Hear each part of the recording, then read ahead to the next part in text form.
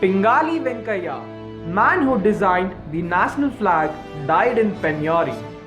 We look back at his life. Controversies continue to bog the actual history of the Indian national flag. The Tiranga Janda, as we see, was a result of hard work and efforts made by a freedom fighter from Andhra. Pingali Venkaya, about whose life and times very less is known and documented. Venkaya was born on 2nd August 1878 in Pedakalapalli village of Krishna district in Andhra Pradesh to Hanumanta Rayudu and Venkataratnamma. He was their first child among half a dozen others. He spent the first 5 years of his life in the house of his maternal grandparents, Tehsildar Chalapati Rao and Sitamma.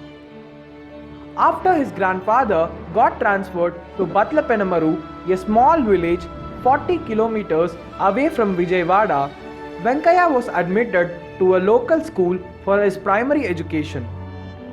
For his high schooling, he was sent to Hindu High School, 35 kilometers away in Machilipatnam, then a big center for fishing and textiles.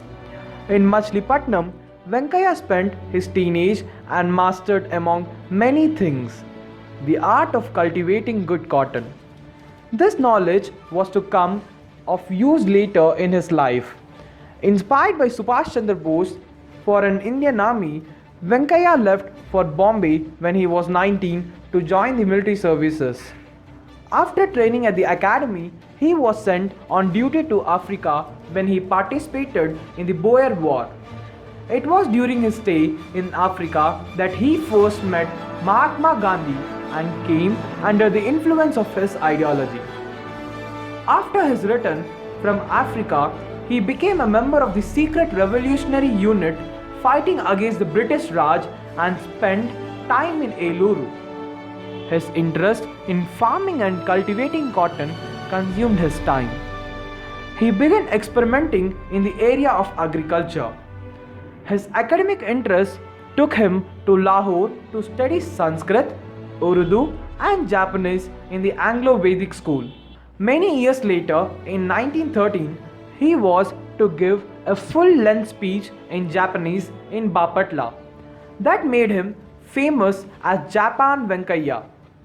The 1906, the 22nd session of the Indian National Congress took place in Calcutta, presided by Dadabhai Naoroji.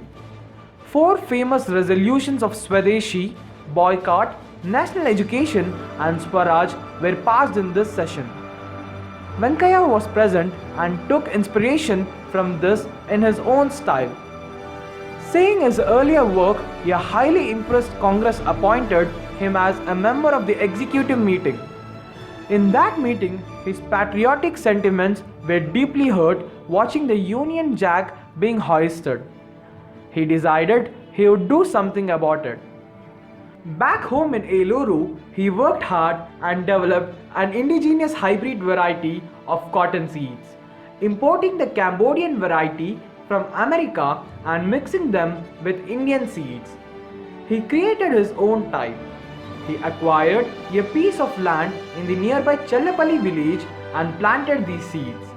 A fine variety of cotton grew from these, which came to the notice of the local British officers during an agricultural exhibition in 1909.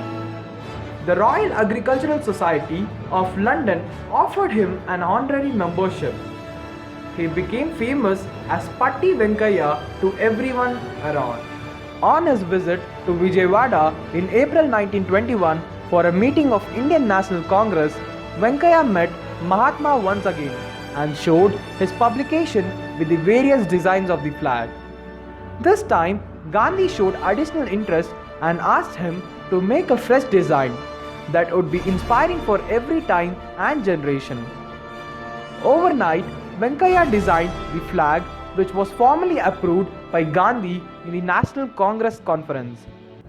Expressing his views on Venkaya's hard work in an article titled Our National Flag in Gandhi's own paper, Young India, he wrote, "We should be prepared to sacrifice our lives for the sake of our national flag. Pingali Venkaya, who is working in Andhra National College, Machilipatnam, has published a book describing the flags of the countries and has designed many models for our own national flag. I appreciate his hard struggle during the sessions of the Indian National Congress for the approval of Indian national flag. When I visited Vijayawada, I asked Mr. Venkaya to prepare a two-colored flag with red and green colors along with the chakra symbol and obtain it within 3 hours from him. Later we had decided to include the white color, also the color that reminds of truth and non-violence. This shot Venkaya to fame overnight and he was called Janda Venkaya. After 1947, he withdrew from active politics and settled down in Nellore. He began exploring another area of his academic interest, gemology. He had a keen interest in the precious and semi-precious stones available in the geographical region. He knew what kind of precious stones were available in each and every part of the country. He conducted regular field trips and even worked as an advisor to the Government of India. Venkaya published a series of well-researched articles that earned fame as Diamond Venkaya. This way, Venkaya earned fame for himself due to his expertise in various fields. He married Rukmani Amma and they had a daughter, Ghantasala Sita Mahalakshmi. His last few days were spent in utter penury. Before he breathed his last, he wrote his final wish in his will, which was that his body had to be covered with the tricolor he had designed. He instructed that it be removed after his body was placed in the pyre and later hung to a tree branch. When he passed away on July 4, 1963, his will was executed and the tricolor fluttering on the tree branch was a witness to his soul soaring into the heavens. After that, Venkaya was forgotten for a long time. He received no awards for his contribution to India's freedom struggle.